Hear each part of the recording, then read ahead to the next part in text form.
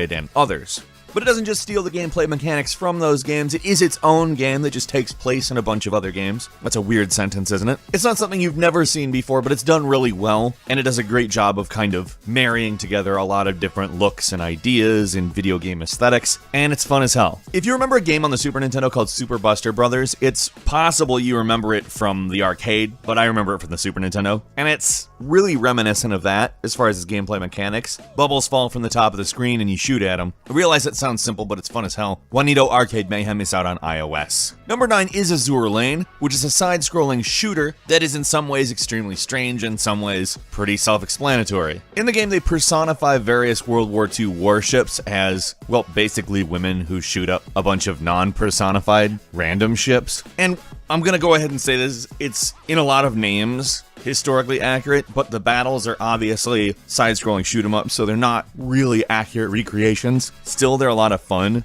and it's kind of just a weird idea. Azure Lane is out on iOS and Android as we speak. Number 8 is Thunder Dogs, a new game from Lucky Cat Studios, which I'm actually rather a fan of their games, having been introduced to them through Road Warriors. This one is a dogfight game. It works absolutely wonderful. It is a joy to play. That is the thing that they understand probably more than anything else. They do a great job with the aesthetic and everything, but really Lucky Cat understands smooth controls. They really bring that to the table, and this is not an exception to that. They've done it again, so to speak. I know you've probably heard people say stuff like that before, and it's annoying, but it's true. I mean, also it's a dogfight game called Thunder Dogs. Get the joke? And I would happily recommend this just off the fact that it is a developer that I think is phenomenal. Consistently great. But if I didn't know of the developer, I'd probably look into them because this game is fun as hell. Thunder Dogs is available on iOS and Android. I highly recommend it. Number 7 is Sneak Ops, a Metal Gear Solid but with touch controls type game. It's a top-down version of that concept, and you know what? It's great. The developers said, I need more stealth in my pocket, so they got to work, and I'm gonna go ahead and say there's a bunch of like sort of cosmetic unlock stuff, but that's not really what matters. You get a new level every day, and it's fantastic. I love the hell out of it. I don't really know what else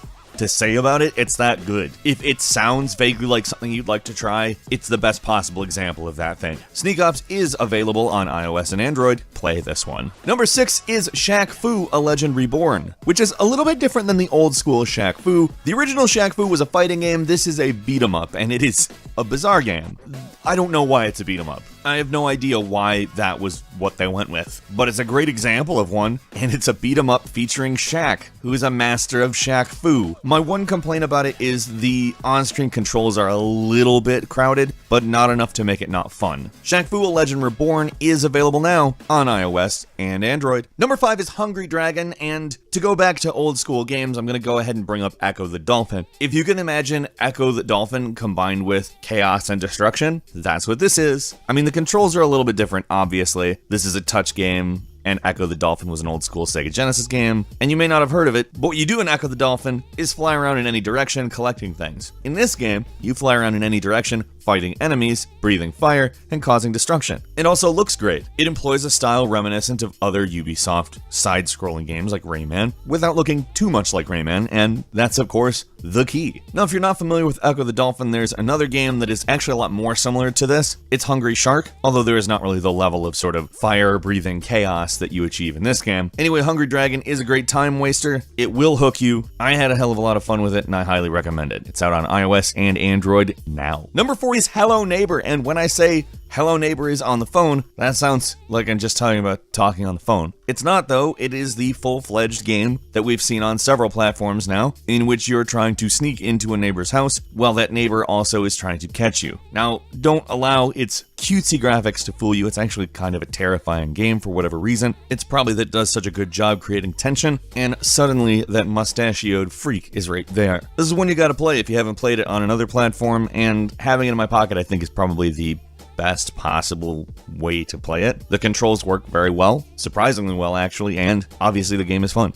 Hello Neighbor is available on iOS and Android now. Number 3 is Bendy in Nightmare Run, which I'm sure you can figure out the genre of fairly quick. It's a game where you play as a fictional character named Bendy from another series, actually, Bendy and the Ink Machine specifically, but in an endless runner type game that plays like Sonic Dash if Sonic Dash was moving towards the camera rather than away from it. It's a great game that does a great job creating obstacles and real reasons to feel like you're actually playing something not just randomly thrown at you. The graphics are great. You wouldn't actually think just a black and white old school cartoon looking game could be this fun, but it absolutely is. Bendy in Nightmare Run is out on iOS and Android. Number 2 is Super Starfish, which is in every way very arcade oriented, but the graphics already kind of deter you from doing that, but the gameplay is very, very arcade-like. And there are times that it feels like a pinball game, times that it feels like a fluid simulation, times when it feels like Angry Birds in some ways. I realize that sounds super weird, but truly, like I said, it seems very simple, and it is very simple. It's just good.